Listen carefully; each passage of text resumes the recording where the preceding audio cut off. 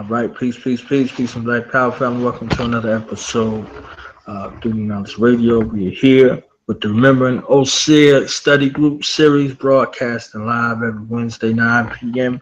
Eastern Standard Time. We have the illustrious Henensu Abat in the building, here to continue to decipher this magnificent text brought to us by none other than the chief priest of Nisut, my brother, your brother, Uncle Benu.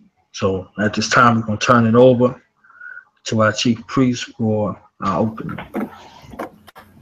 All right. Uncle Johnson there, protect, peace, life, prosperity, and health. It's an honor to be here once again, live on Thru Knowledge Radio with the good brother, Knowledge Born, and, to build on this, this work, Remembering Osir. This is our, one of our efforts, one of our, gifts, if you will, from the ancestors to our people, as a tool to reintroduce our people to our classical African culture, and way of life. So, it's an honor to be here once again. Looking forward to the build. But, first and foremost, before we get into things, we're going to start things off in the right order, and that's by, first and foremost, salute and rank, to our illustrious ancestors. So, I say, Necharatin, Gita, Muut, Niter, Benu, Net, Keparim, Ran, Rayet, Keparim, Nisut, Tifnut, Keparim, Wataru, Keparim, Osir, Keparim, Pesaju, Netaru, Nebu.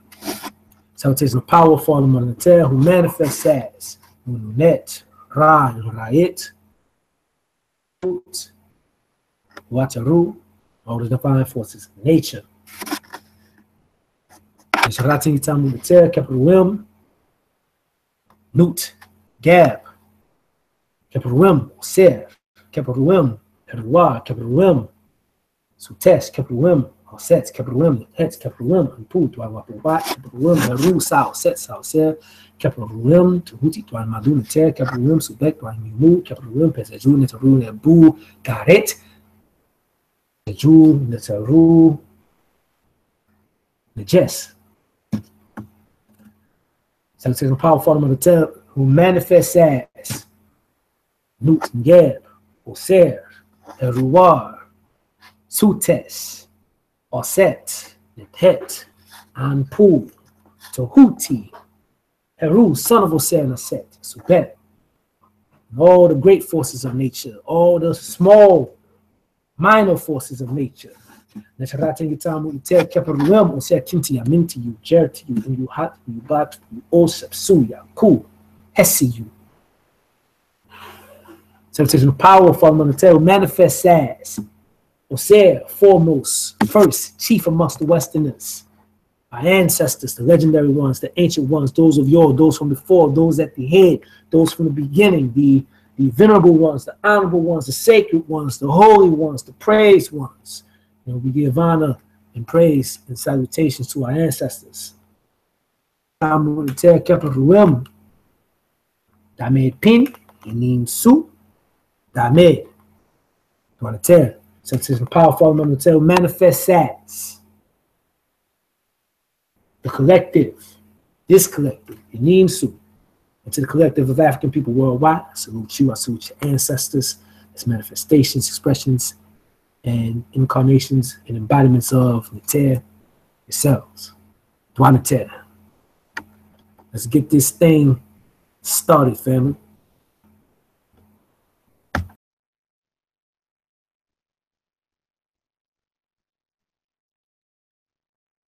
Yo. 1 2 1 2. To you, I say, good to go, man. I can hear you clearly. All right. This is the transition date of Kwame Ture.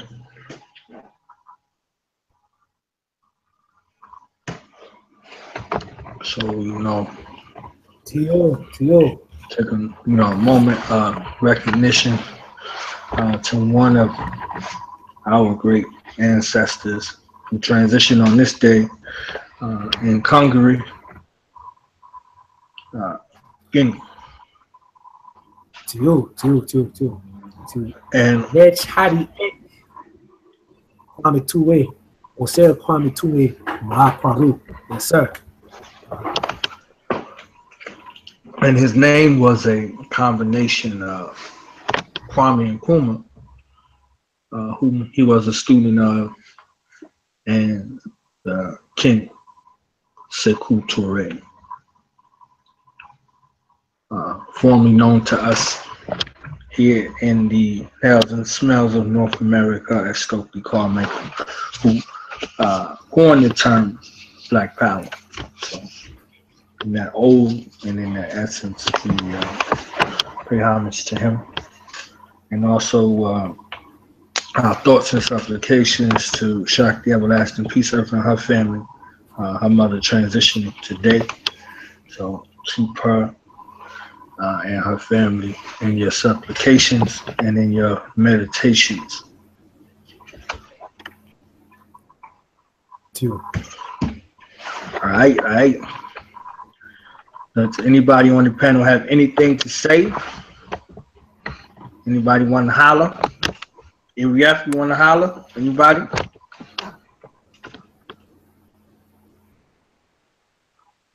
Happy early congrats on winning that award. I'm just gonna put it out there. Uh-oh. Hey, got a shout out from my mama. Hey, mama. Hey, to you. One to 10. You know.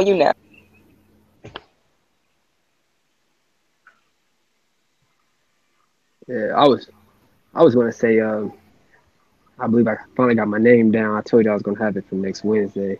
Rani Irief Nketuib. Hey, that boy nice with it. Oh, give him some grenades. Boom, boom, boom, boom, boom, boom, boom, boom.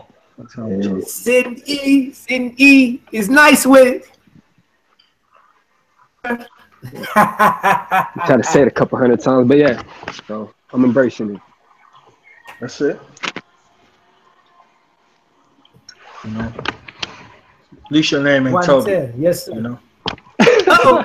It could be Toby, man. What's your name, boy? Iri Kinte, Iri F. Kinte, Toby.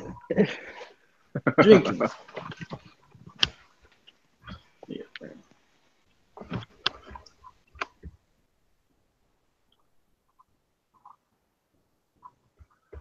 So we're gonna start off. Iri F, you alluded to having a question off of the rip. So you can go there. To you. I can't remember if I ended up missing a session or not, so I don't know if I missed out on this at all. But I got to thinking about the Southern Scorpions of Osset, and I don't recall coming across it anywhere else like it throughout the book in general. So I was just kind of wondering about the significance or the importance of them overall, not so much in the story, but maybe in the tradition, if there is a significance.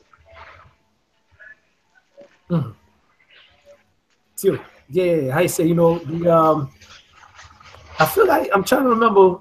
I feel like we might have discussed it, but it might have been off the cuff during the Saturday morning, or Sunday morning. Pardon me, Sunday morning. Discussion. True. So the 7 Scorpions, they represent 7 psychic forces that are responsible for both protecting as well as guiding Osset. So when we start talking about the psychic forces, and when I say psychic force, and that needs to be understood, we're talking about an actual aspect of the life force that acts independent, so to speak, of your conscious involvement. You know what I mean? It has a lot to do with your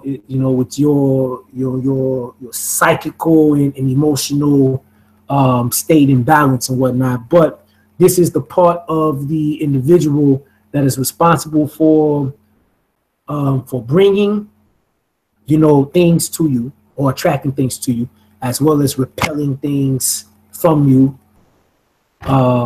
It's goes out and shapes and molds and also leads you in a particular direction, as well as prevent anything that's not supposed, that doesn't have your best interest at heart or is meant to harm you, etc. so on, from being able to do so. So in most traditions, breakdown of certain channels, the energy within the body, the shekel within the body moves through certain channels. Okay, in the Med tradition, they're called vessels. One of the breakdowns of them that you can find is in the what's called the so-called Ebers Medical Papyrus, Book of Hearts, in which they talk about the energy of the body, or as they express it, the energy of the body moving through vessels all throughout the body, and they identify key locations where energy as well as the heartbeat within the body can be felt, when you actually press on different locations, different points in the body, and based upon the pulse of the heartbeat in each location, they're able to diagnose what's going on, with that person, health wise, energy wise, spiritually, etc. so on. So, most traditions have, most ancient traditions, I should say, have similar breakdown like that, where they talk about the there's a case where there's an energy, there's a channel that runs up the body from the feet up to the face, and then there's one that goes, or I should say up the back, okay, and then there's one that goes down the face down to the feet, and then in other traditions there's that or channels that go up one side of the body and then down the other. So in this instance, you have the scorpions, and the way that the formation that they're moving in, X amount in the front, X amount in the back, and then, X amount on each side. This is speaking to those animals, and the way that they locate and move, and what it is exactly that they do for you, spiritually, when they're in balance. And that's something that we talked about during the or I actually allude to it, in the way that they're described, how there's a part where Osir goes up to the to Warit, okay, that's the sister's name, the rich woman's name in the story. She goes to her house, and when Warit sees the scorpions with Osir, she slams the door. And Osir felt a certain kind of way about that. And then when she gets on, goes on to the other sister's home, the poor woman's home. The scorpions get together. They load their poison up all on one stinger, and then one of them goes in and stings the rich woman's son, and then sets the house ablaze, or the fever that's generated from the boy after getting stung, caused the house to actually catch on fire. And that's symbolically representing the nature of the psychic force, and how you may not necessarily, let's say you may not necessarily intend for it to do certain things, or you may not intend for it to inflict harm on this person or that person, etc. so on, intentionally. But because your emotions are thrown a certain way, you feel in a certain kind of way, that energy can go, and it can it can wreak havoc. And that was an example of that. So that's what those scorpions are about. They serve the purpose of protecting, of guiding, of attracting, as well as of repelling. When balance. When in balance, they can do some crazy things.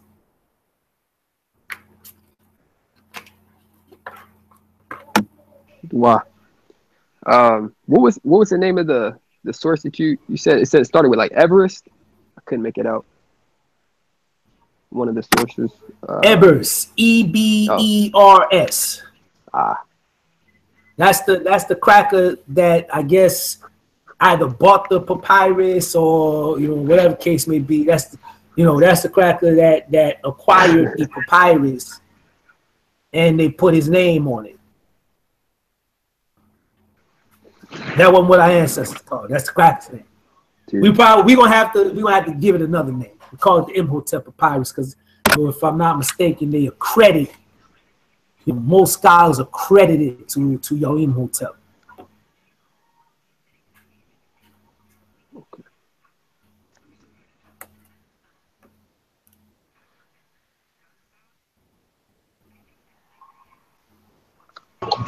We ain't giving them crackers no props over here. Not a damn one. There we go.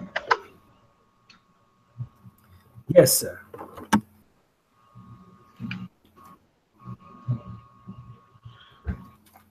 All right, Uncle, real quick, we got some Marie people in the chat.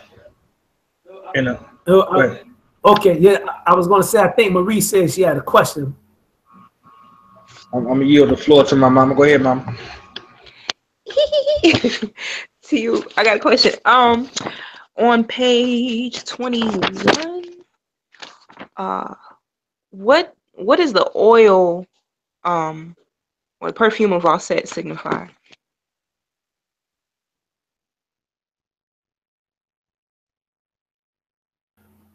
Okay, you're talking about the oils that are excreted from her sweat. Is that what you mean? Okay, that's what you mean. So it's generally just talking about the state as far as the purity of her spirit. It's talking about her divinity, and our ancestors in Kemet, they equated sweet smells, clean smells with divinity. The fact that Osir, was so divine, so clean that when she sweat, the actual oils that were excreted from her body was like perfume. Okay, that's too.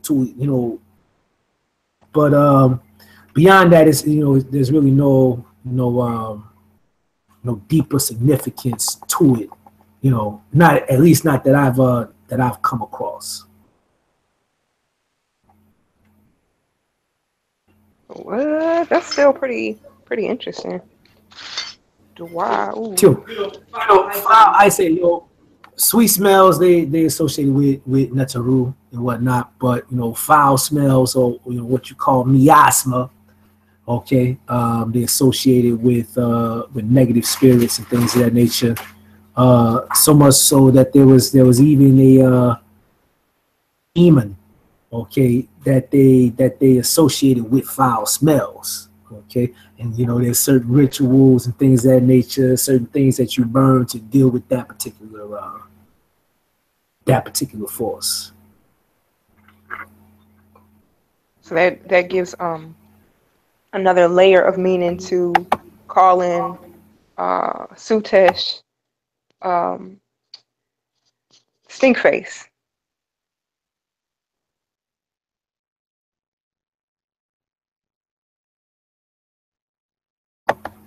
Two. That's an example of that, right? So yeah, you got different names for Sutesh, you got different names for Oapep that are associated with foul smells and things of that nature too. Okay, I got one more question, and this is kind of for everybody, but let's see. I used the reference on page 50, midway down the page. The quote starts off, by saying, wise men seek friendship. ... Okay. Using that, how would you describe Osir's policy of diplomacy? And what light does this shed on Kemet?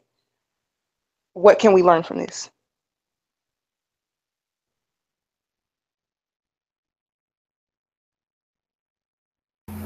Okay, so the question is, how does that particular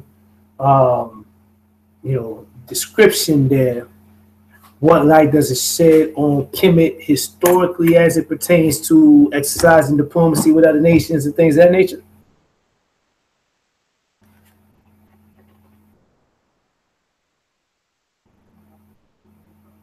To you, I think it's kind of twofold, because it's something where you could read it within the context of the story and kind of what it brings out from what it brings out about Osir from the story, but also like there's a reflection on Kemet at large and Kemet within like history. So I guess I was asking both. I'm asking both. Okay, well, yeah, definitely. As it pertains to Osir and whatnot, he is a unifying force. You know what I mean? So that particular depiction to his to the actual nature of him as a force is a unifying force, an organizing force. It is a force that when we talk about and agriculture, we talk about civilization or establishing establishing a culture and things of that nature. This is what is speaking of in terms of Osir. All of these things deal with taking various elements, getting them to getting them to be agreeable or work together, organizing them in a particular way in order to make things greater, effective, and as a collective. So that's the nature of Osir. In terms of how that reflects Kemet historically, when we look at Kemet, Kemet was definitely a great empire, but initially the empire wasn't necessarily spread through when we start thinking imperialism, as we might think of, let's say, expanding your empire. There was a period in time where that took place, primarily New Kingdom, after the situation with the Hyksos and whatnot. The Hyksos, they caught our ancestors slipping, what I mean, so to speak. So after that, those brothers, Ahmos, Kahmos, and we start talking about Thutmose the third and people like that. They weren't playing that. So it was a different type of vibe. But you had situations where the country was so civilized. They were so organized. The civilization being centered around the Nile. They were able to sustain themselves, and they did not experience a lot of the hardships and regular famines and things of that nature that a lot of their neighbors were experiencing. So that many kingdoms outside of Kemet were into agreements with them. They would actually become vassals to Kemet, or allow themselves to serve as like a colony to Kemet, whatever the case may be, in order to have that kind of security, whether it was military security or security in the case of a famine or or anything like that, and they were having difficulty supporting or sustaining themselves. So that's how the empire spread initially. Okay, after the various invasions and things of that nature, then we see the empire begin to spread even further, militaristically. Okay, but then you also have some people in the New Kingdom that are very well known for their diplomacy. Nisut, she was a great diplomat. She led campaigns to the east, to the Horn of Africa and whatnot. And it was just through being diplomatic with other nations that she was able to, be very, very successful, and to establish like a golden age economically for Kemet. So, it was that kind of vibe. Kemet initially they were on a friends, diplomatic, building the empire through diplomacy and things of that nature, good relations, and then after, a series of attacks, they became more militaristic, right? And you see somewhat of a return to, let's say, the warrior kings, like you have very early on in the Old Kingdom when the nation is first being established and unified. But that's something that we're getting into.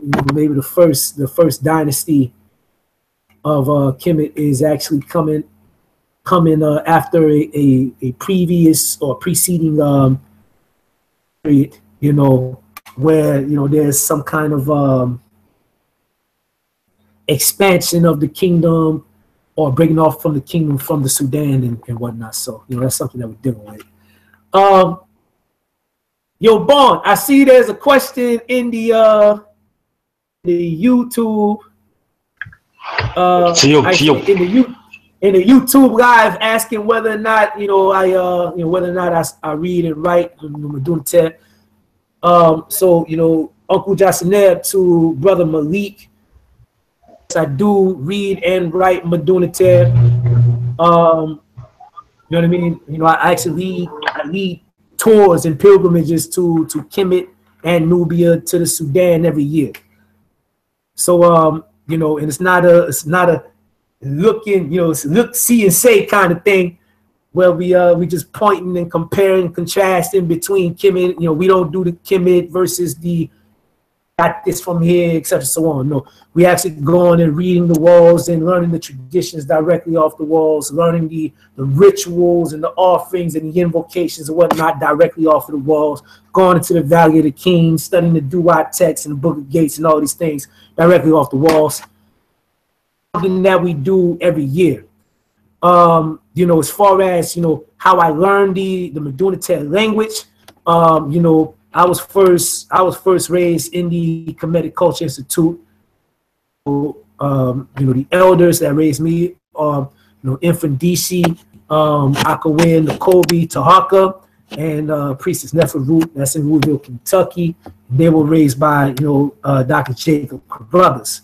Besides that, I've studied the works of Dr. Riketi Amen, the ancestor Aankhu Ra. And I'm very, very self-study myself as far as putting in the work.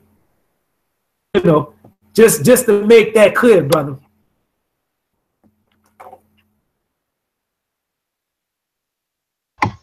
All right, to you.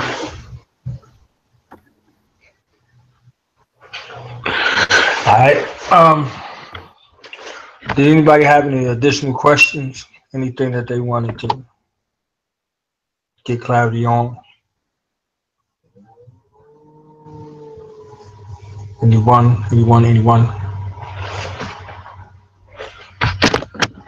Once, twice. All right. I'm gonna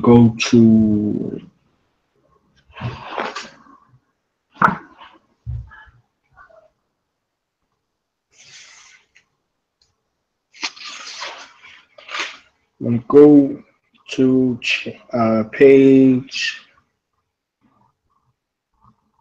68.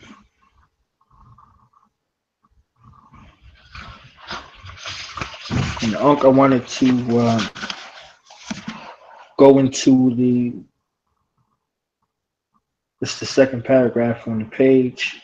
It says, that night he dreamed about various people dying. Some he knew, some he didn't, and some he was close to, some he was even related to. He woke up in the middle of the night, a little disturbed from that subject matter. He took time to calm himself and went back to sleep. Eventually, he started to dream again, this time of what looked like his own funeral. He laid there in the coffin, and there were people all around him dressed in white. Then there was a gigantic black cobra that was wrapped around his body and appeared as though it was ready to strike at anyone that approached the coffin. The serpent moved back and forth, hissing, and went toward his spheres of awareness, which immediately caused him to wake again. What's going on, he thought. Why am I having all of these dreams about death? Maybe someone is about to make their transition. Who could it be? One thing for sure, it couldn't be me. Could you go into this point in regards to in the NKMT tradition on the view of the transition, how it's viewed, and how you use the descriptive writing of the text to kind of illustrate this type of situation? So, just be clear, the question is pertaining to how the ancestors actually, how the ancestors actually, what their worldview is as it pertains to, quote unquote death. Right. So,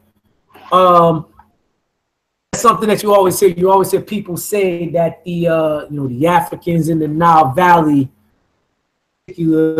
was a death cult. You know what I mean? That's the way that they describe it, or they say that these Africans were obsessed with death, or etc. so on. No, in actuality, they were preoccupied with life, and even when we start talking about transitioning into the NKMT or into the Duat,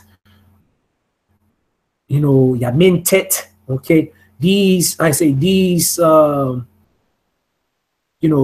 places were always depicted, as somewhat of like a highway, transitional state, and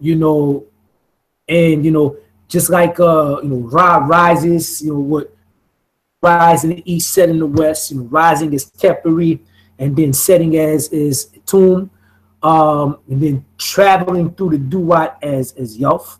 Okay, this particular journey, the same journey that Ra took. Okay, he took symbolically, just like the sunset. It's like Ra's going through this process, ultimately journeying towards the east, where he will rise again. And that's the same way that our ancestors viewed.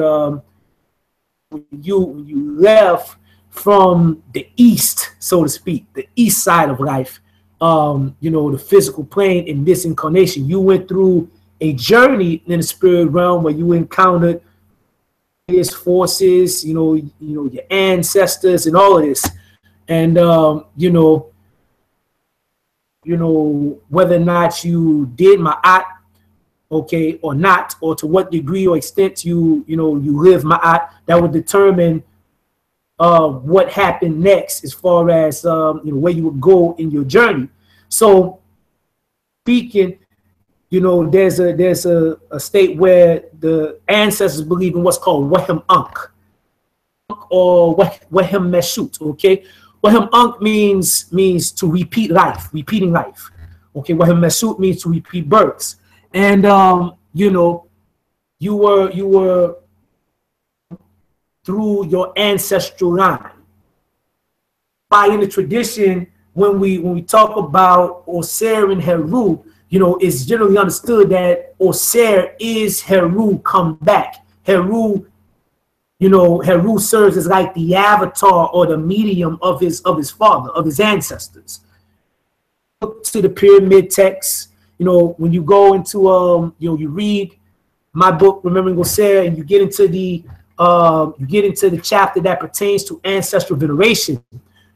You see in there, I speak on, you know, the passage from the pyramid text where, you know, it's talking about Osir as Sukari, okay, ruling the earth through Heru, or as Heru, and Heru giving his eyes to his father, giving his face to his father so that his father can use it as his face.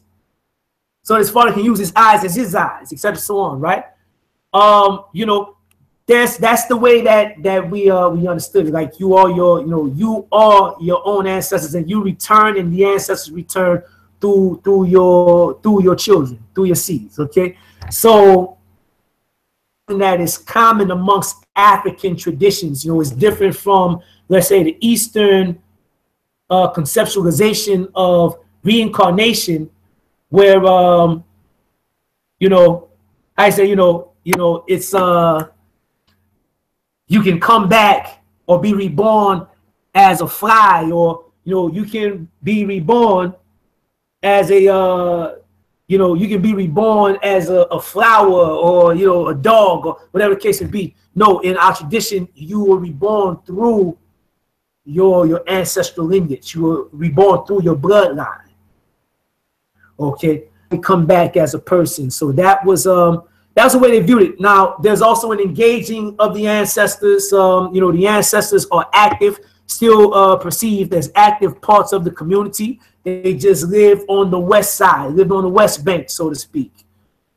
They lived in the duat, but the relationship between the, you know, the earth or Ta and the duat or spirit realm is one that is interconnected, interdependent, and each realm acts upon the next. So, you know, we are able to assist and intervene with and empower and help our ancestors, and, you know, with them being in the spirit realm, and in turn to also affect us, to assist us and help us and whatnot. And you know, the success, you know, of both parties is based upon the reciprocal relationship, both doing their part in, you know, taking care of one another. So that we viewed it. It wasn't a thing where, you know, death was a static experience. You know, you're dead and then you're dead and you never live again, or anything like that. It's like, no, you're still alive. There's elements of your being that still live on even after the physical body passes on. You know, at least 9 elements to your being, that, and each one of these elements go on to do different things. Okay, and the element that goes on to repeat life, that's called the Ba. The element that you engage when you're dealing with an ancestor shrine and ancestral veneration and whatnot, that's called the Ka. And you know, this is very detailed understanding of this particular aspect of existence. And you know, it's definitely not as simple as you die and go to heaven, or you die and go to hell, or no shit like that.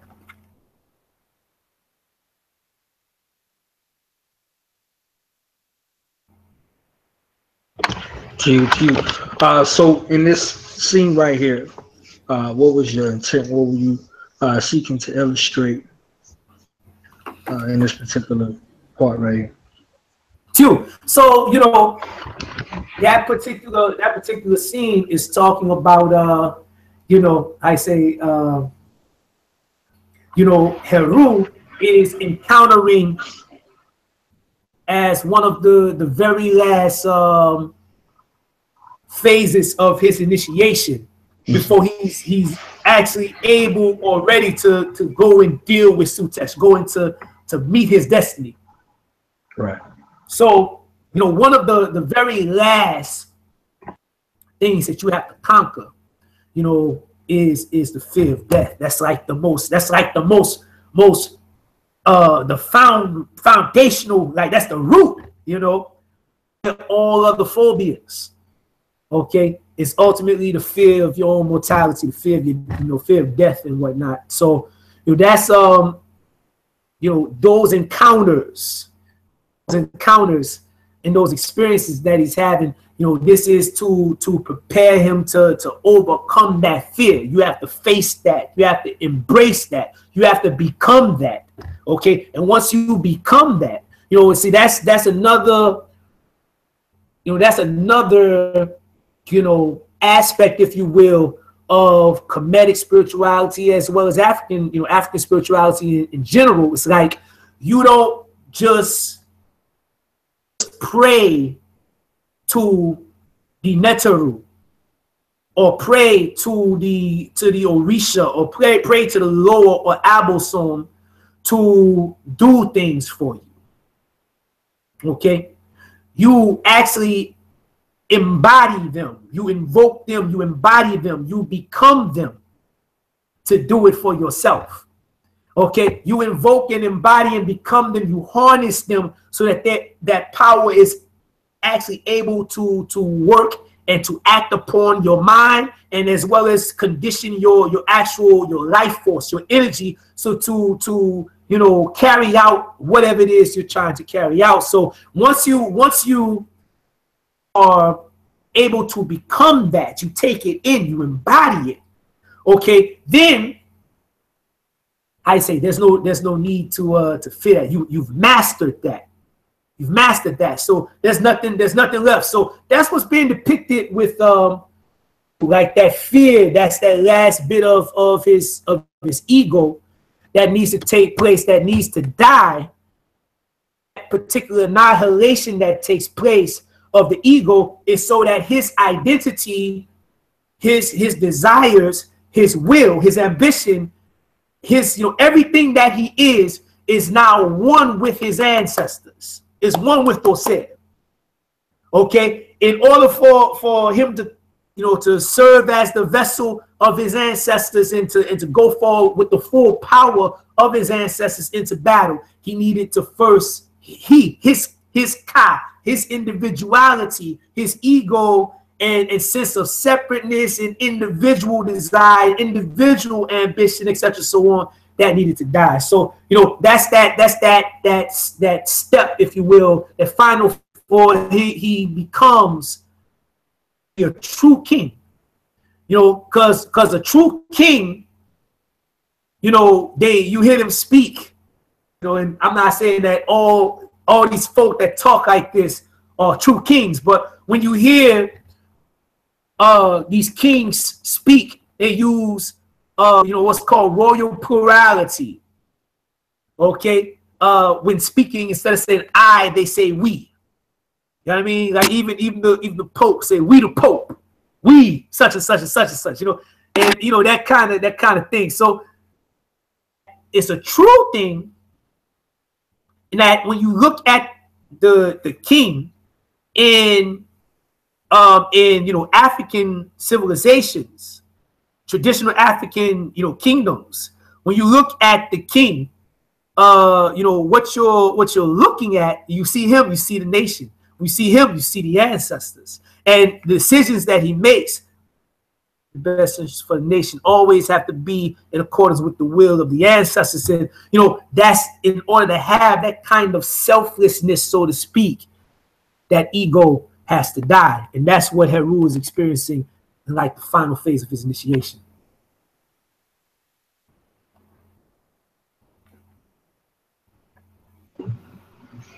I want to say, did anybody have anything they wanted to add, or any other questions pertaining to what we just spoke about?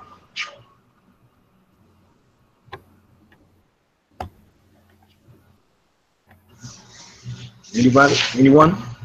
Did anybody have an additional question that they wanted to ask on another portion of the chapter? I had a question. I guess it is some overlap on what was just covered, but on page 47, you know, you kind of go into, or Tahuti is explaining the anatomy of being to Aankhu and Heru. And he's talking about the Kaibit. He talks about, or he explains it as the presence and residual shekem of the person who will be present in the shrine. And I was wondering if the Kaibit had an expiration date, because it's dealing with, I guess, residue, a shadow effect.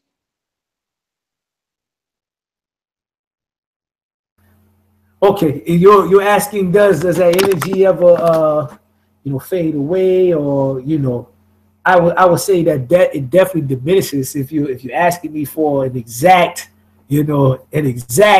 expiration date.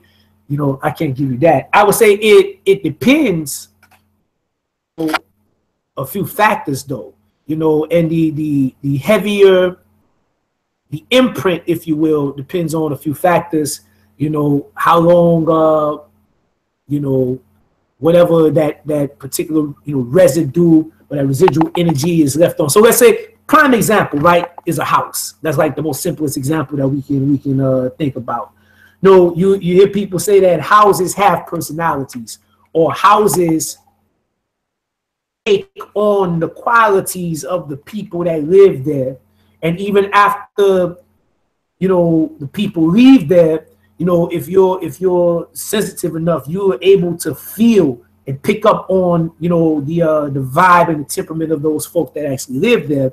So this is something very people always say, okay, I went in this place and okay, I felt the vibes in there. It might go in a place where okay, somebody somebody died in the spot, right? And they can feel the vibes of the person dying there. You might have entered into a place where there was a lot of fighting, a lot of arguing and things of that nature, and that energy is still left there. And the next thing you know, the folk that moving there, they're on one, and they only they don't even know why they on one, like how they're how they're on it, and to that type of that residual energy. And this is something that is, it doesn't just extend to places, but also objects, things that are handed down, things that you might purchase that secondhand, and even if it's not secondhand, if it was handled by this, these are all different ways that this type of energy is left behind. We all leave behind, and based upon the based upon our temperament, based upon the conditions of our spirit and our mind, if you will, at the time that we're emoting, okay, then that's going to determine the quality of that particular shekem. And then how heavy the emoting, how heavy the interaction or the acting upon a particular object, or this will go on to say, okay, ingrained, okay, how deeply ingrained or enmeshed that energy is, and then go on to extend to say, okay, how long it lasts.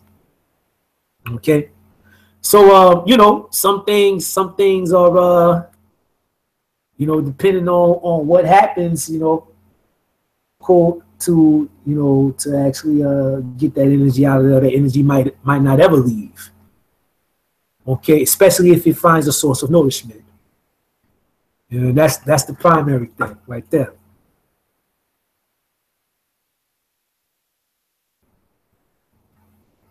To throw. I have one more question. It's on a different subject, but I reference page 40 through 48, and stopping in paragraph 2 on page 48. Can you kind of explain Tahuti's teaching technique? Your kind of explain his teaching technique and how does it compare with that of, the education that the majority of us have received here in the West?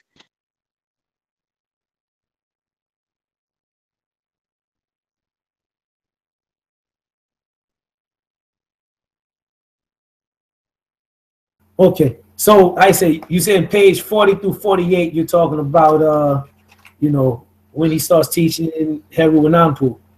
So it's the entire dialogue that he has with Heru and Aankhu. Okay, it's primarily the way that it's depicted is like Q&A. You're sitting with this teacher, with this guru, and the I say more than anything, the Reki, right? The Reki Iket, the know of things. He is actually not so much teaching you per se what to think, but teaching you how to think.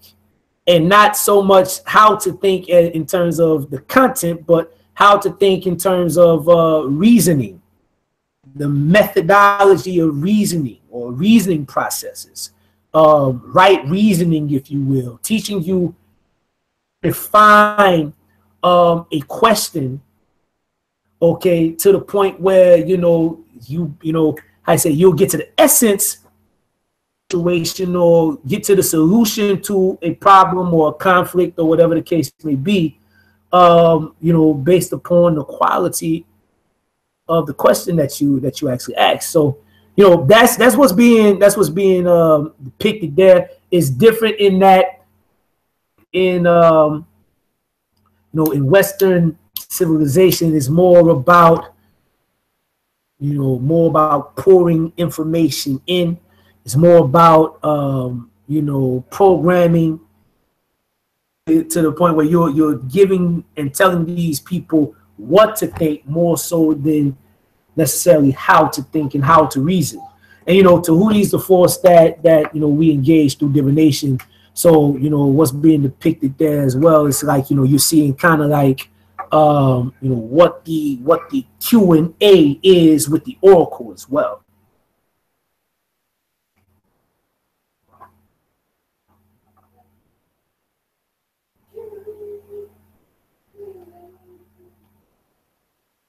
That's where I was going with it. I was actually going to ask you like what inspired the dynamic. Too. Well, there's different texts. Like I say, all of these things are based upon the primarily the actual literature that's been left by our ancestors, and then integrating it with what we know about these forces through our actual engaging them in practicing the culture and the tradition. So that's where it's coming from. There's a demotic text that has been labeled the book of thought, if you will, by scholars. We call it Tahuti. And in this text, when you read it, the entire text is a Q&A. Tahuti with chief priest of Tahuti and an initiate into the path of Tahuti. Okay, and the entire thing is a Q&A.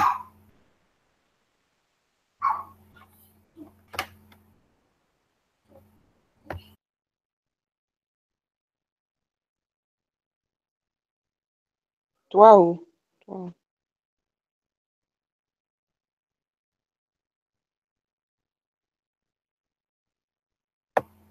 I see a question in the chat from the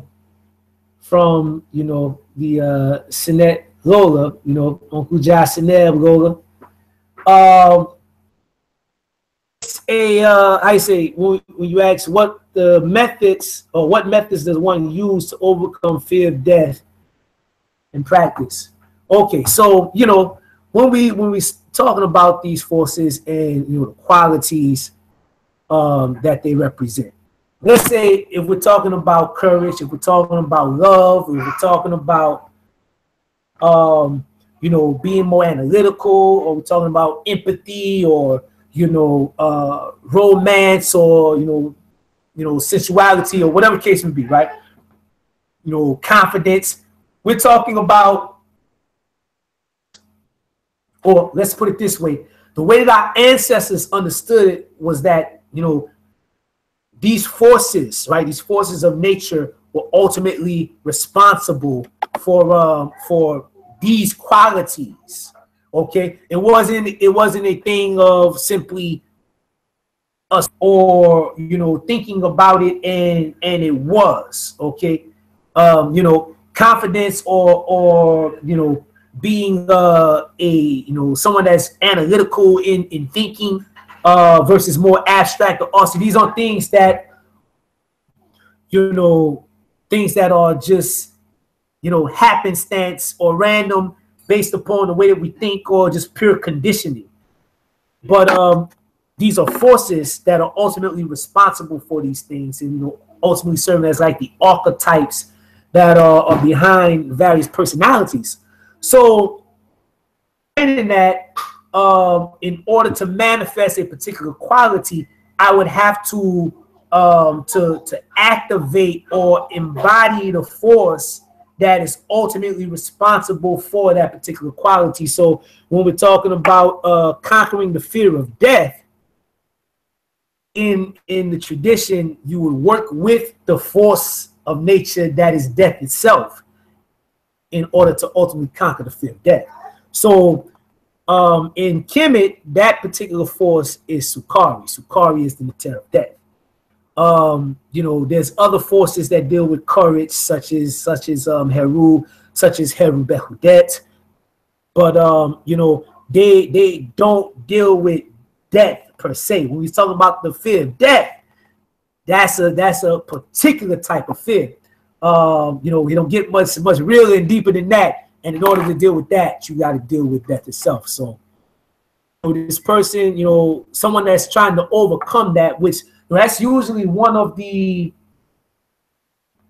ultimate phases or stages in an initiation, is to overcome that fear. And I'm not saying that someone can't necessarily you know, overcome it without being initiated. I think, you know, history has you know, and life itself is an initiation, and certain circumstances, with your shaik, with your destiny, find something that you are living for, and something that you're willing to sacrifice it all for, something that you're willing to die for.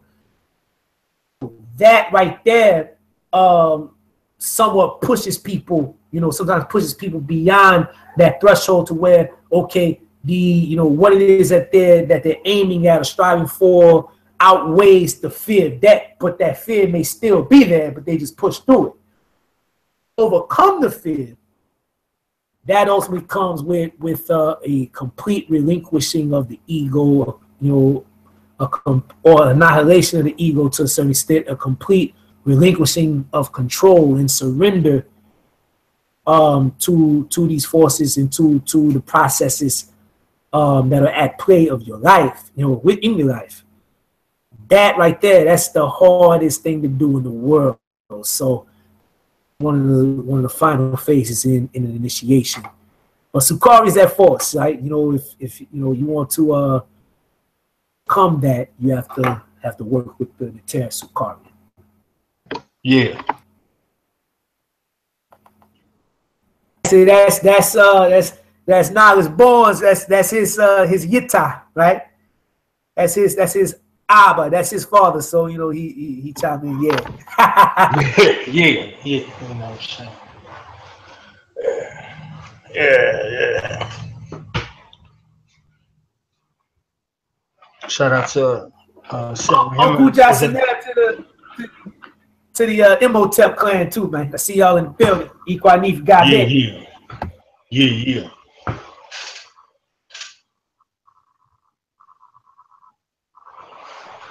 All right, I got a question real quick. Go ahead, Area.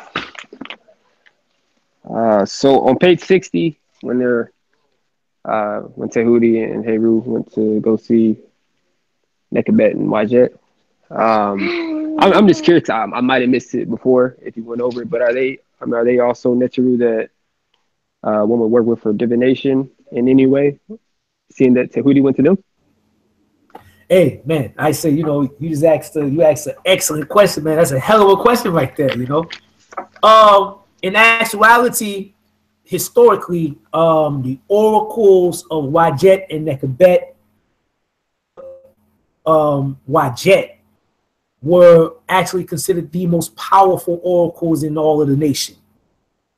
Okay, at that time, oracles, point where, you know, when you read the histories of Herodotus and people like that, you know, they tell you that oracles at Delphi, the oracles that were established in Greece, were actually women that they took that were priestesses or oracles of Wajet and Nekabet. Powerful, very powerful. And the reason for it, you know, Wajet and Nekabet, these, you know, we talk about the 7 scorpions and whatnot, but these are the 2 primary psychic forces par excellence, Wajet and Nekabet. And when we talk about, you know, gifts such as clairvoyance and, you know, being able to see things psychically, and whether it's looking back in the past or looking forward into the future and all of those things, are, you know, the forces that ultimately give us that ability to do those things. So, you know, Tahuti as a Rekiaket, okay, as a knower of things, as a diviner, you know, he works with those forces. A priest, a diviner, works with those forces. Everybody has them. Forces are at play and working behind the scenes, whether we are aware of them or not. But I say, you know, when you are initiated and you're actually dealing with juju, you're dealing with divination, your sciences that activate these abilities and whatnot, you're working with these forces.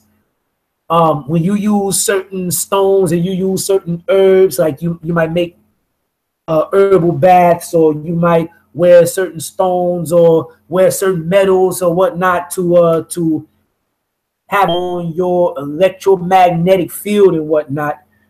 You're trying to act directly upon those particular forces.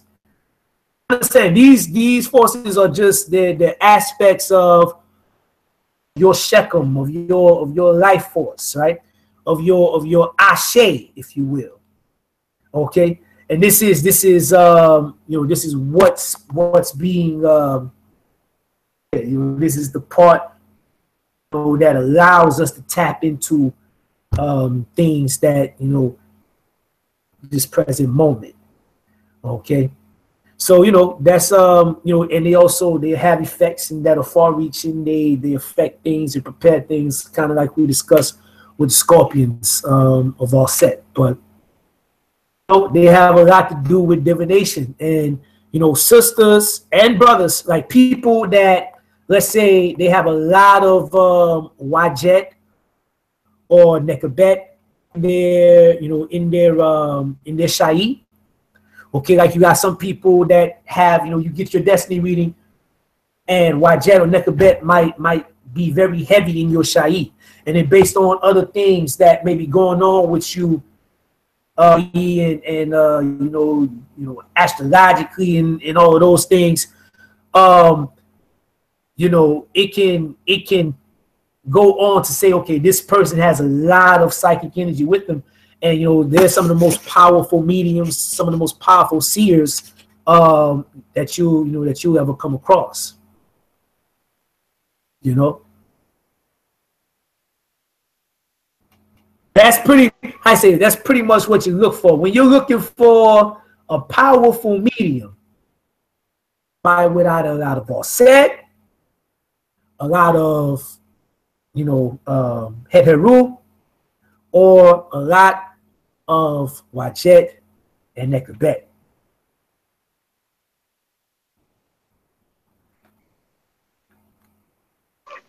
Wow. Okay.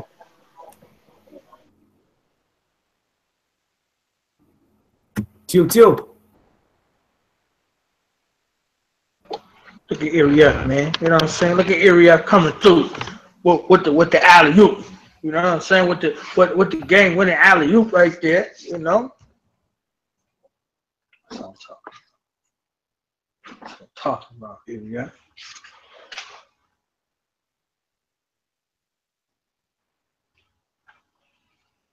All right, Uncle, I want to go to page 74. That final scene. The reward for conquering death, that face down on 74 with Heru and Sutesh with that final swoop of that blade. I'm gonna read that. Yes, part sir. I'll read that part real quick. Okay. Realizing that victory had slipped his grasp, Sutesh with one last attack to catch Heru slipping while everyone was distracted by his mastering of Uapet. He quickly rushed Heru and swung his sword directly at Heru's head. Heru easily sidestepped him, but returned a counterattack across the front of Sutesh's body, castrating him in the process. Ah! Sutesh let out a great scream as he fell down to the floor into a fetal position, realizing that he had rendered Sutesh powerless. Guards bind Sutesh's hands and feet behind his back, and they placed him at the feet of the Divine Father Ra, so that he might do with him as he saw fit. The rule of Sutesh was over.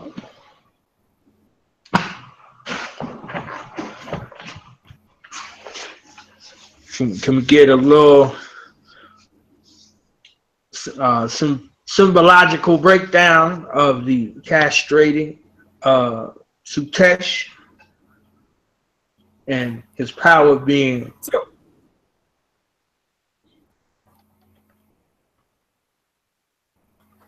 Two. Yo, can you hear me? Yeah, we hear you. Okay. Actually, because you was kind of breaking up a little bit. I don't even know if everybody heard you. Oh man, you know. Just checking in. Mic check real quick. Mic check. Corey, 1 2 1 2. I say, Irief, did you hear everything Born read? It kind of faded in and out a little bit on me, but I heard most of it.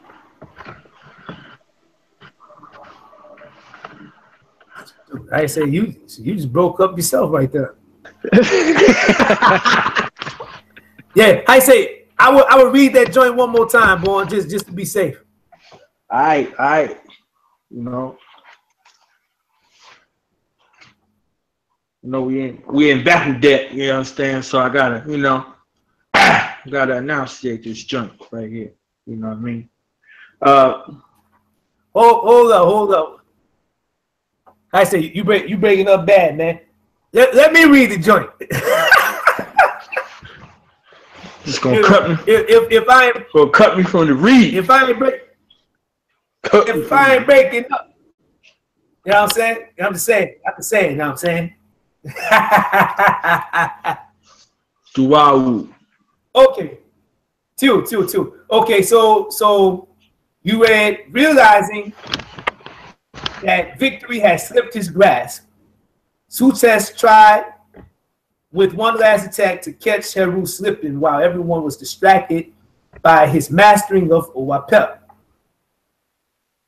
He quickly rushed at Heru and swung his sword directly at Heru's head. Heru easily sidestepped him, but returned a counterattack across the front of Sutesh's body, castrating him in the process. Sutesh let out a great scream as he fell down to the floor in a fetal position. Realizing that he had rendered Sutesh powerless, he signaled for the guards to bind Sutesh's hands and feet behind his back at the feet of the divine Father Ra, so that he might do with him as he saw fit. The rule of Sutesh was over. Okay, so that was, I said that was clear. Everybody heard me?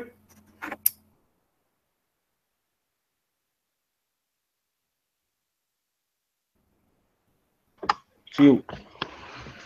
Okay. So I say, you know, the castration, that's a, you know, that's a historical element to the story. You know, that's actually the way, you know, one of the traditions go. You know, there's a few varying endings depending on the time period and whatnot. But that's one of the most common threads that you find, is that Sutesh is castrated, you know, in the battle with Heru. And you know, it's significant in that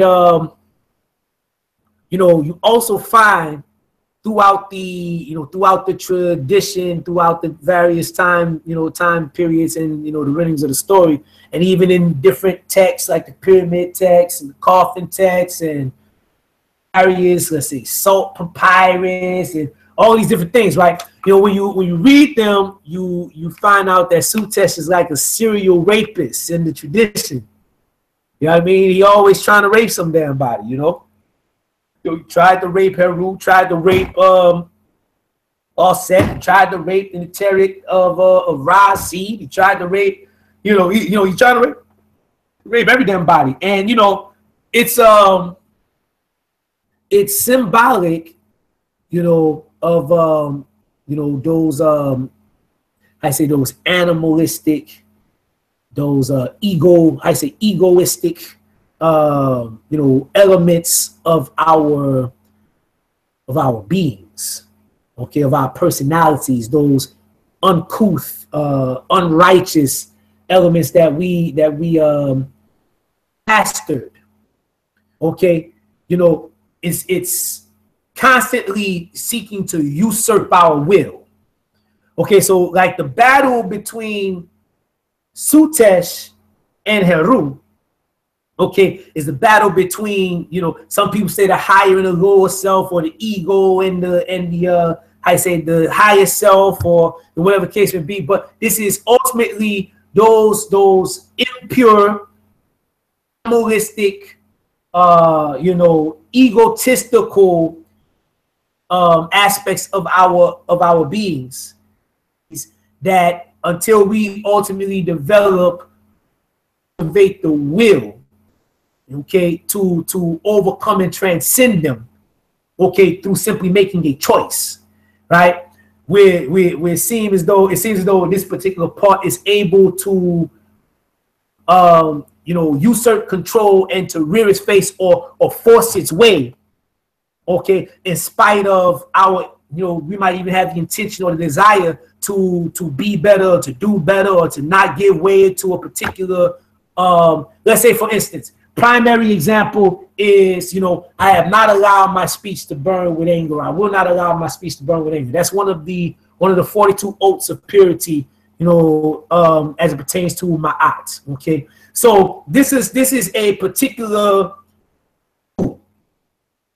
You're not, you know, as a priest, you're not supposed to allow yourself to speak with anger, okay, or, you know, non qua querui, right? Not have I, or not will I raise my voice or shout. Okay, like these are things that, you know, damn it, everybody does.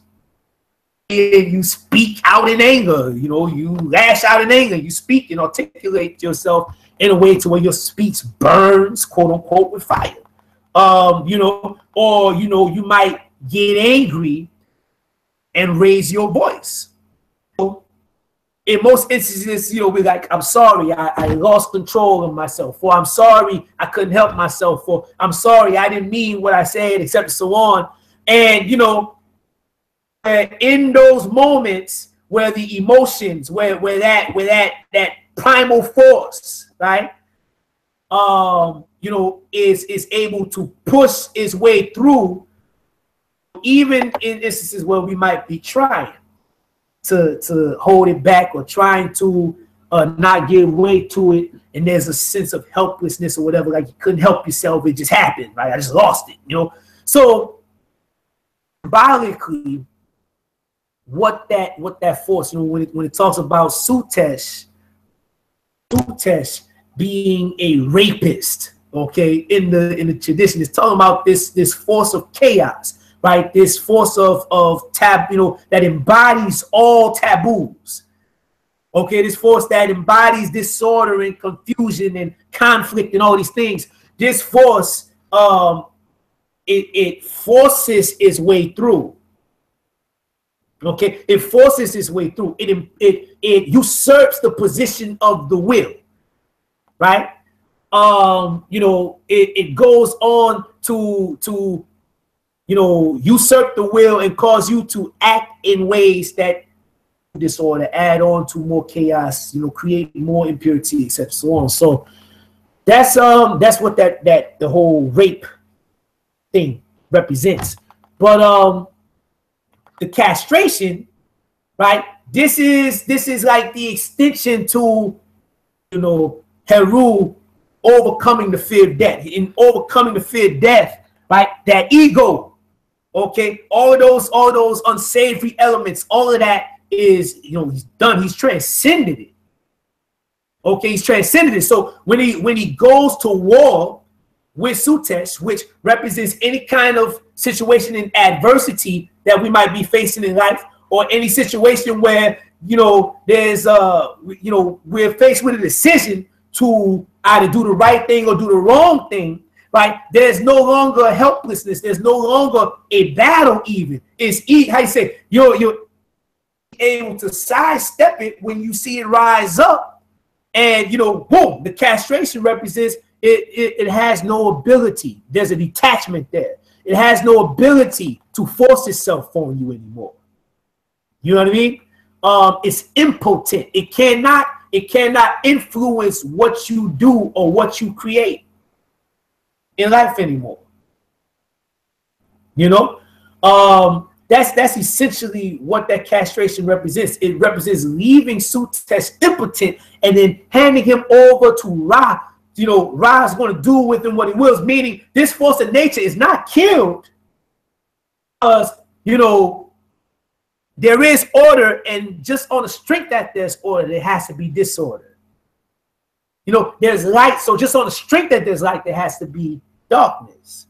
Right? So you got Ma'at, and you also got Isfet. You got Nefer, good. You got Beyond, bad. Okay? These things exist because this is the realm that we're in, the order realm. You have opposites. You have opposition. You have adversity and adversaries. You know, it's a natural phenomenon. So you can't destroy it. You can't kill it. All you can do is eliminate its ability to negatively affect you. Okay, and that's what's being represented here in that particular, you know, battle.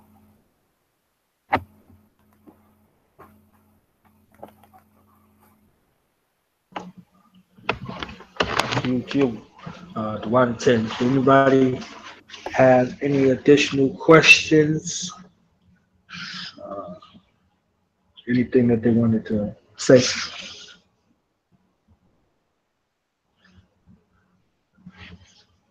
Anyone? Anybody? I got something to say a little bit later, but I'm giving my son a bath right quick, so I'll chime in a little bit. All right. OG Irief right there, you know.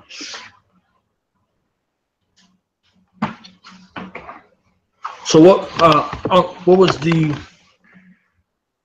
what were some of the takeaways that you wanted with the intent of illustrating this story in the manner in which you received it? What are some of the takeaways that you hope that the reader would get in regards to, you know, some life lessons for themselves, and in regards to African spirituality and the NKMT tradition? Okay, well, it's a cosmology, right?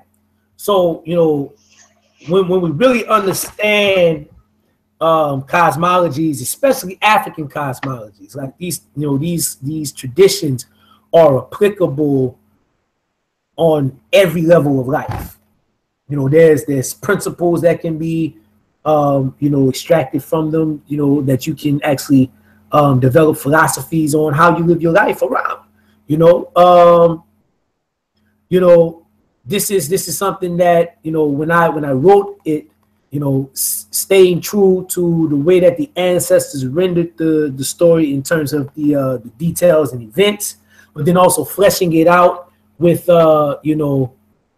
historical happenings where these archetypal forces express themselves, okay, through actual historical events.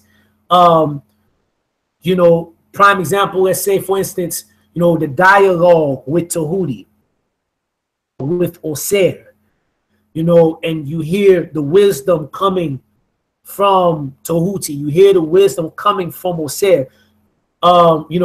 Much of the dialogue and responses that were given, these were things that, were taken directly from, the book of Ani, the papyrus of Ani, but the Sabayit, okay, in Ani, okay, the instructions or the lessons, given by Ani, the instructions, okay, Sabayit in Amenemhotep Pet, okay, Sabayit in Ptahhotep, right?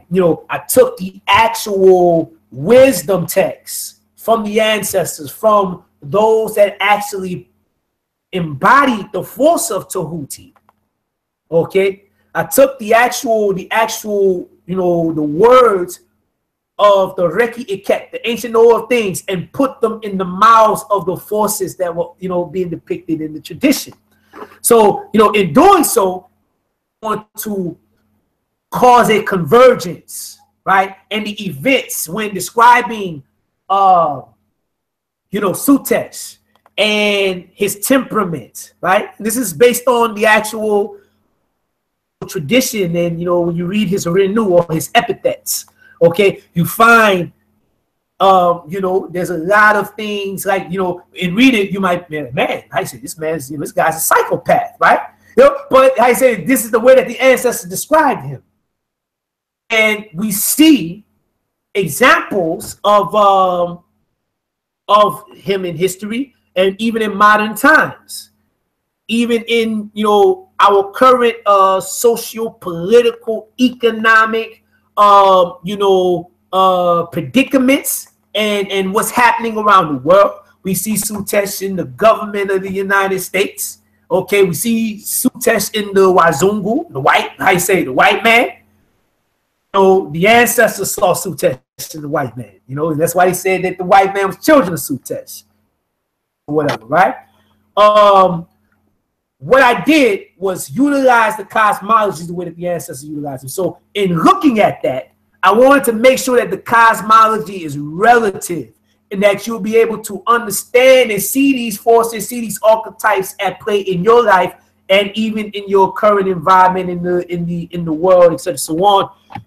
When you read the stories of Osset and Heru and the family and the journey that they had to make from their homeland, being in exile and all of these things, right? You can see the parallels, with African people, especially those of us in the diaspora and our aspirations toward liberation. So this is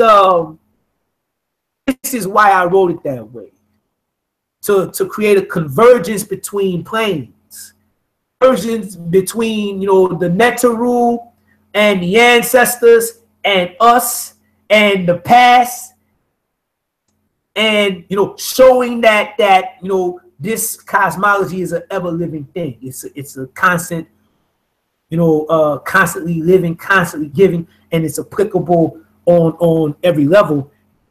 When you at any given point in time, no matter what it is that you're dealing with in your life, okay, you're able to look into that and extract a extract a jewel, see where it applies to your circumstance or whatever it is you're going through, and extract a lesson from it, because the laws by which these forces, okay, operate, or the laws by which that these forces represent, those, these are forces of nature, these are laws of nature.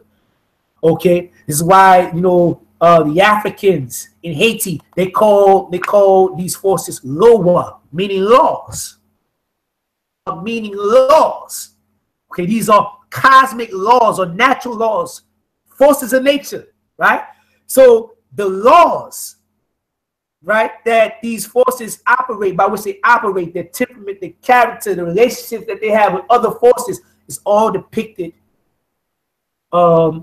in the in that particular cosmology. So you be able to work with it and apply it to your life, and it's also meant to show that there is a precedent in nature for our predicament, in nature, for what it is that we as African people are experiencing historically, in nature for it. There's a precedent in nature, or there is an archetype of our enemy in nature, and our ancestors laid down in the cosmologies how to deal with it. How to, our ancestors laid down, how to attain African liberation or liberation in our cosmology.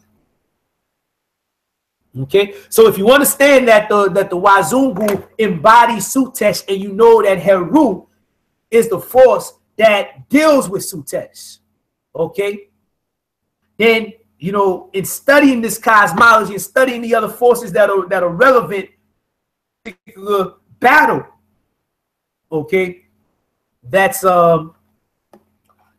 that's something that we can look to. There's an archetype for our enemy. There's an archetype for our liberation. So,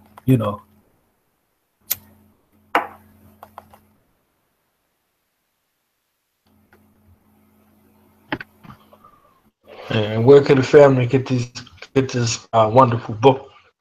I know we're gonna repeat it before we go out, but it's like perfect little infomercial. Two. Okay, well, the book itself is Remembering Osir. This is my third work, okay, and it is available at our website, www.henensu.com. that's HEN.com, www.henensu.com. You can get the book there. I highly recommend that you get the book, especially if you want to understand our Valley culture and spirituality, just historically, but actually how to implement it real time, this day and time. It is a book that that you must have, and it's a book that is different. That it's not a book of self-styled wisdom, as they say.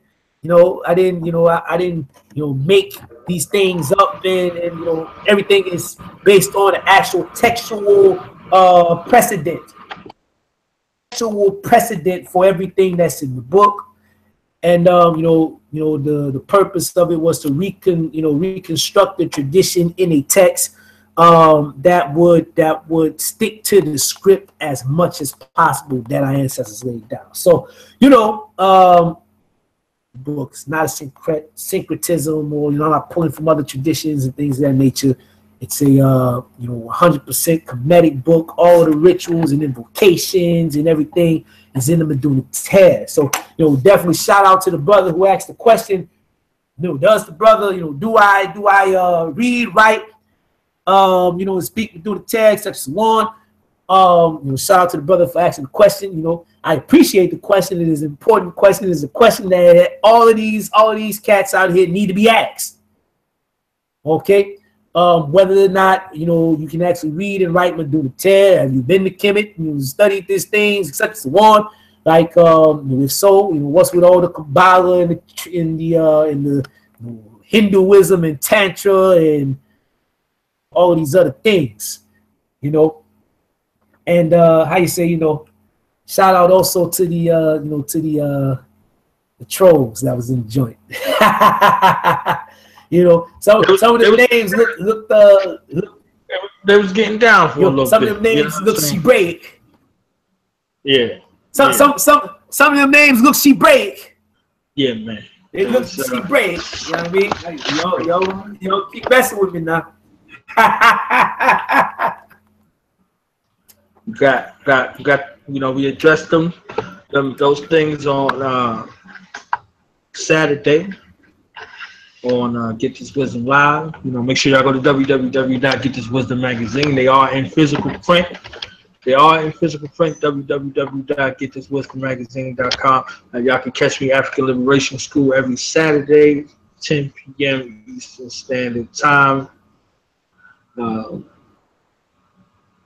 know, this Saturday, you know, we will be in the ATL, out there with them ATLians at the Black Power Awards.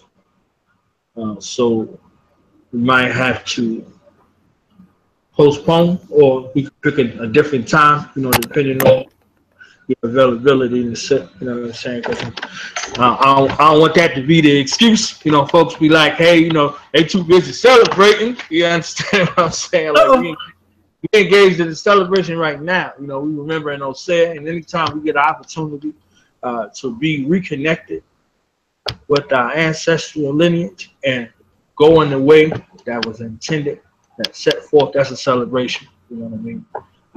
We haven't had one in a long time, so to be able to, you know, sync back up and, you know, reconnect in such a manner is indeed a pleasure and an honor. You know, and it's an honor for me to be able to facilitate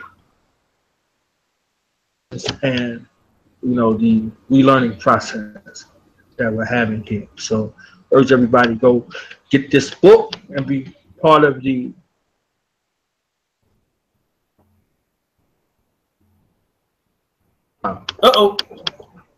Yo, you there? Yo. Okay, yeah, you cut out for a second. Yeah, they want me to hear that part, you know what I'm saying, about being a part of the solution, not part of the problem. Get that book, www.henensu.com. So, you know, we have to, you know, throw that out there. We're gonna throw that out there again before we wrap. We in the last, you know, 10 minutes or so get an opportunity for everybody. Anybody got any closing remarks? Anybody got a question they didn't get answered? Anything they wanted to you know, share with the family before we close? To you. What's up with the Imhotep Abbat? You know what I'm saying? Where they at?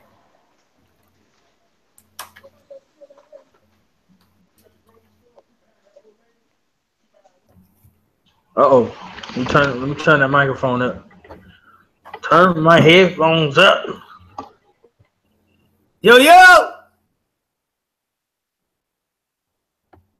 Aankhu Jasin there. Well, we getting one of them been to the mountaintop, you know what I'm saying, joints right now, man. We getting one of them joints. I don't know if y'all can if y'all talking through the mic or whatever, but you know, if y'all talking, yes. I see you unmuted your joint, but we can't hear nothing. Oh, no, we can't hear you. Yeah, can't hear you, man. Can't hear you. I can't do nothing for you, man. I said, yeah, but we see you see your comment in the joint. If y'all had a question or whatnot, you want to type the joint, you can do that. Sabet, you know what I'm saying? They putting the blame on Sabet. I say, yo, he in the house now. Hey, Rahima left a comment in the chat.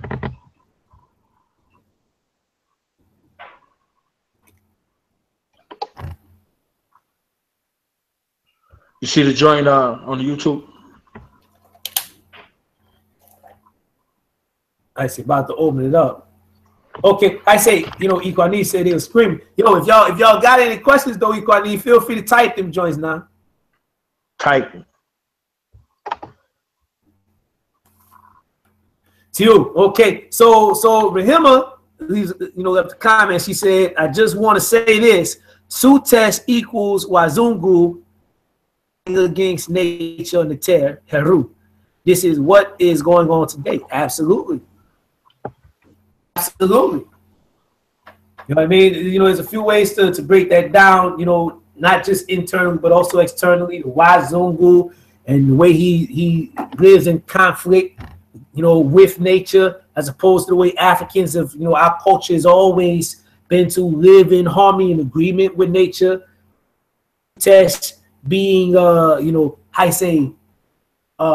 expressing the ego, okay, and egoism and individualism and pushing forth the will, desires, and aspirations of the individual over the will, desires, and aspirations and what's in the collective best interest. Okay. African culture considers to be the highest ideal. And when you understand that Heru, the individual that shows the greatest extent of the selflessness, if you will, that is an expression of that sentiment, that African sentiment of a collective, right? Putting forth the best interest of the collective over your personal ambition is always represented by the Nisut, the divine king, quote unquote. So that's what Heru represents in the tradition. So yeah, I say that analogy is on point.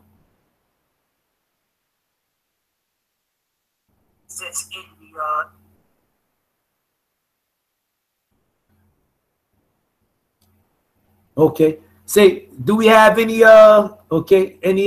questions or comments from?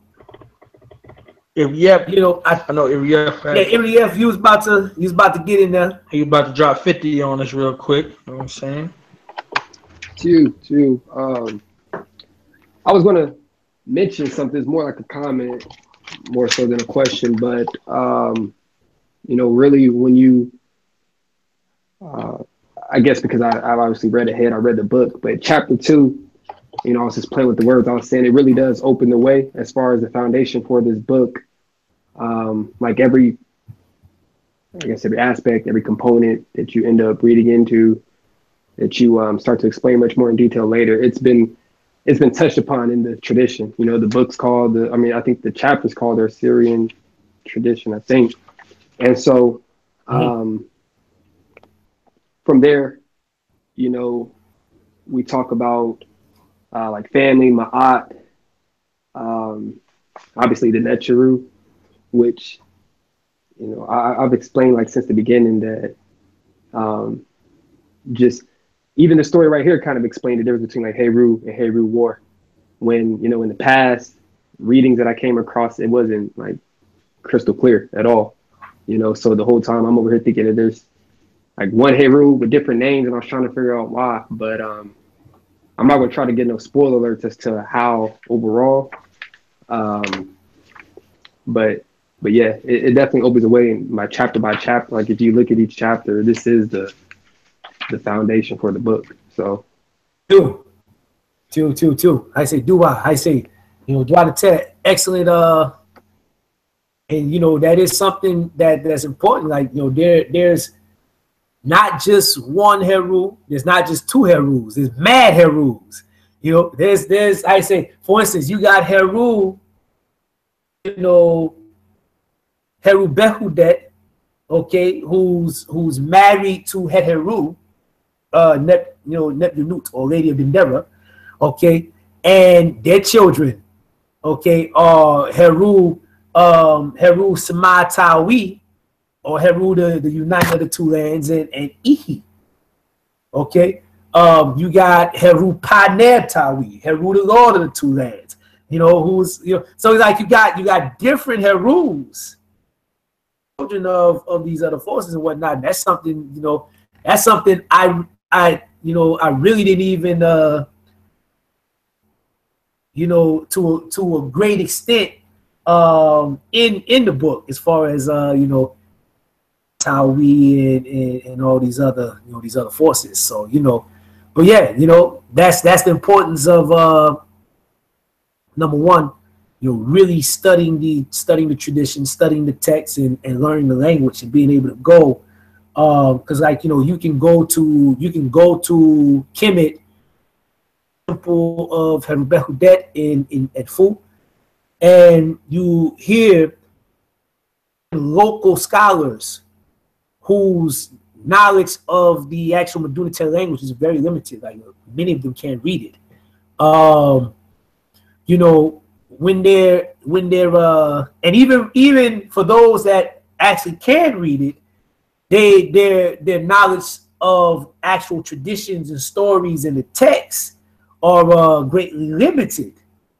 That knowledge of the text like that. So, you know, they see the battle between Heru and Sutesh on the walls in the temple of Heru Behudet. Assume that that's Heru, the son of Osir, fighting Sutesh. But in actuality, that's Heru War, also called Behudet. Okay, that's the elder Heru fighting Sutesh. And later on in the scenes, you actually see him being joined by Heru, the son of Osir, and Osir in battle. So, you know, that's an important thing. It's important to you know, to really study and engage the text, and really, you know, to know the language, and to be able to, because, you know, the names of the Neteru are always like right next to their pictures. So if you can't, you don't know who it is. Like, for instance, there's like Osir and Heteru get identically, and, you know, or Osir, Heteru, and Amaut, okay, Boot, the wife of Amun Ra, or, you know, is depicted identically with the cow horns and the sun in the middle and all of that.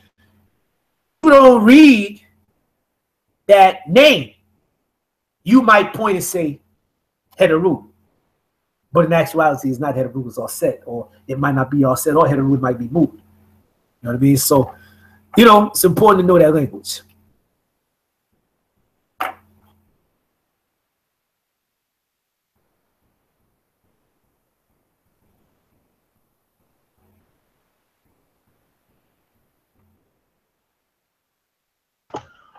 All right. Anybody else got any closing remarks before we get up out of here? Anybody before Nisut drop 100 on us? You know, get his Will Chamberlain on. I got a question just for fun. Oh. If this story was made into a movie, who would you like to see cast in it? I say, Dylon. Not gonna stop. Not gonna stop. You know, I don't. You know, I think that this story, right? You know, the Osirian tradition or Avenging Osir was rendered as a movie. I'd like to see the part played practitioners of the tradition. You know, I know that there are a few, African actors that practice African traditions or initiated and things of that nature. You know, a bunch of them, you know, many of them are old, you know what I'm saying? So, you know, they might not be able to play,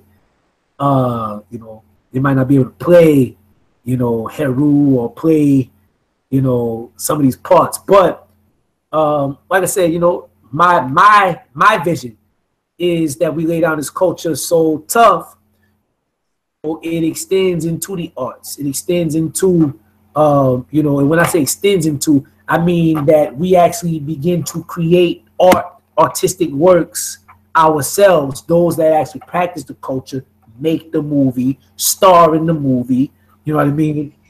You know, that's what I'm talking about. You know, shout out to Warrior Rick Kid, you know what I mean? You know, that's the way that you know, I envisioned it. You know, we can make the movie, you know.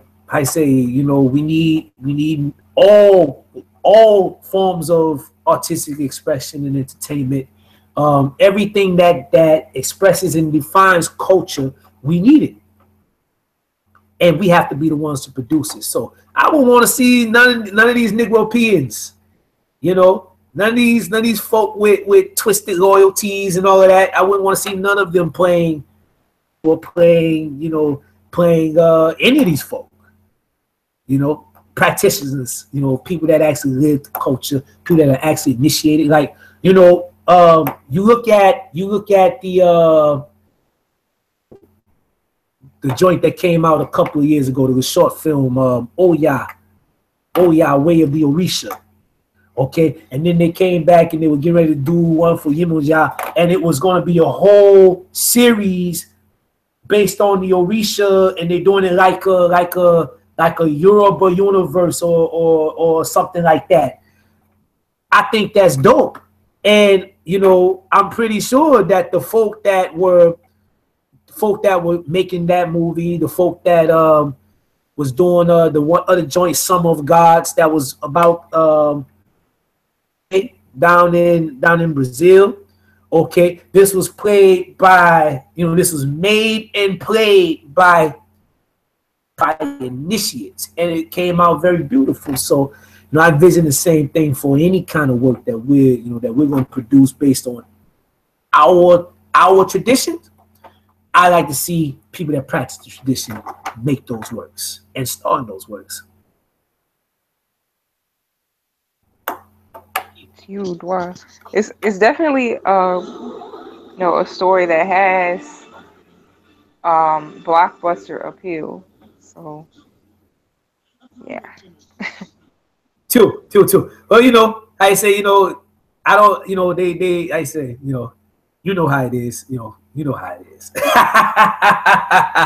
I say, I just leave it like that, you know what I mean? Because, you know, somebody, you know, I say, I'm trying to decide whether I'm gonna have Sutesh played by a crack or not. But, you know what I mean? We're gonna need, you know, somebody to play that part. We're gonna need, you know, we had to have some, you know, the battle with the armies from the north and whatnot. So we might need some crackers to play the armies from the north and all of that. And, you know, like I said, you know, and we want to show them, you know, like, you know, we just watched the 1804 joint, and, you know, the reenactment was dope. They showed them Africans chopping down them crackers with the machetes and what, you know, I'm trying to show everything in real time, just like that. Yeah. In slow-mo. Slow it down so the head. You know what I'm saying? Yeah. So, you know, I say, if we can do that and it be a blockbuster, even more better. So yeah, before one of these Skeletors try to get a hold of it, you know what I mean, like they do with everything else, you know.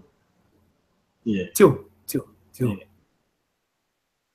I say, you know, the crackers made you know, the Gods of Egypt joint. I ain't seen the joint, but I heard about it. You know, somebody read, one of the brothers in Henensu read, you know, the story by rendering, or they heard it on Kuki radio, and they saw the movie, and it was like, whoa.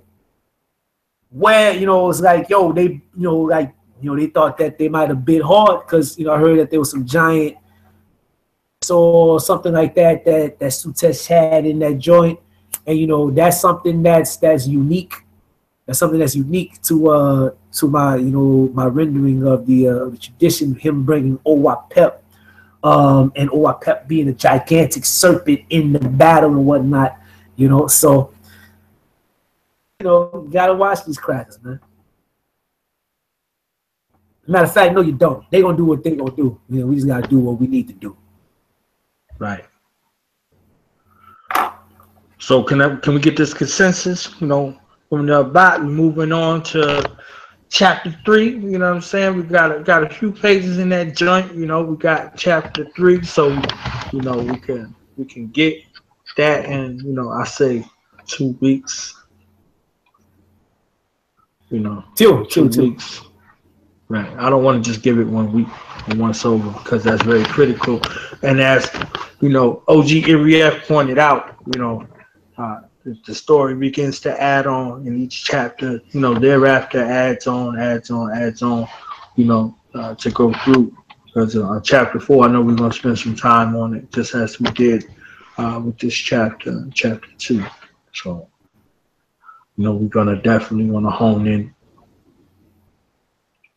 on chapter 3 and chapter 4. So can we get this consensus that we're ready to move on to chapter 3? Can I get a vote? Can I get a TU or H no? TU. TU. All right, the TUs have it then. We're moving on. So Rahima is correct in the chat. We're moving on to chapter 3. Yeah, we give it about 2 weeks. I'll say 2 weeks. Unless the conversation goes in a way where which we got to spend some additional time. So we'll be looking at that. Nisut, you got the floor for your close. Okay. Well, I was born for the extending the invitation for us to to do this series once again. Do I Henensu do I to the Abat, to the Africans that are tuning in. How you say, what I mean? We appreciate your giving of your attention and your time to tune in. And I will that it was something that was fruitful. You learned something, and that you go deeper with it. So I say, other than that, I will everyone all life, all stability, all vitality, health, gladness, strength, and life like rock. You know what I mean? And next time, Senebsi, be well.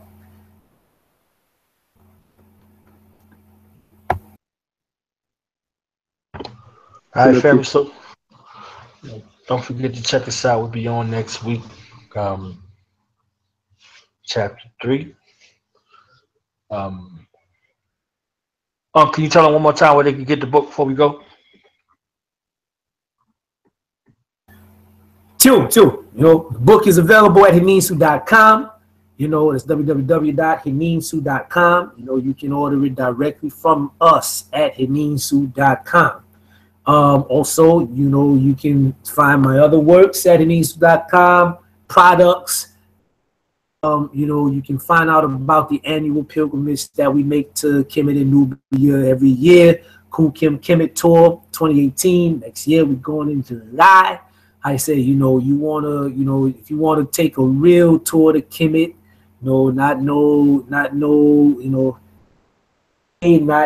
they got this from this, this is where the church got it from, or this is where the mosque got it from, or this is where the Jews got it from, or this is where the Masons got it from, or this and the third. I say, if you're looking for authentic Kemetic spirituality and authentic breakdown of the walls and the texts and and whatnot, that is the actual that's the trip, that's the pilgrimage, that is the tour for you, Ku Kim Kemet Tour. So you find more information, itinerary, as well as registration and all of that is on Henensu.com. That's HENENSU.